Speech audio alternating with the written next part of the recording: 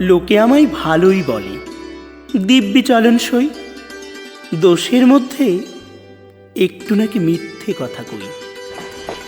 ঘাটশিলাতে যাবার পথে ট্রেন ছুটেছে যখন, মায়ের কাছে বাবার কাছে করছি বকম বকম।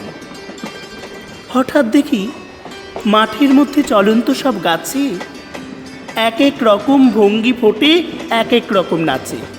ওমা, দেখো নৃত্যনাট্য। যেই বলেছি আমি, মা বকে দেয়, বড্ড তোমার বেড়েছে ফাজলামি। চিড়িয়াখানার নাম জানো তো? আমার সেজমেশ্বর। আদর করে দেখিয়েছিলেন পশুরাজের কেশর। কদিন পরে চুন খসানো দেয়াল জুড়ে এ কি ঠিক অবিকল সেই রকমই মূর্তি যেন দেখি। ক্লাসের মধ্যে যেই বলেছি সুরঞ্জনার কাছে, জানিস আমার ঘরের মধ্যে সিংহ বাঁধা আছে।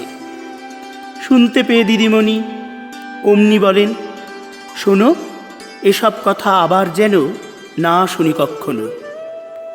বলি না তাই সেসব কথা, সামলে থাকি খুব। কিন্তু সেদিন হয়েছে কি এমনই বেয়াকুব।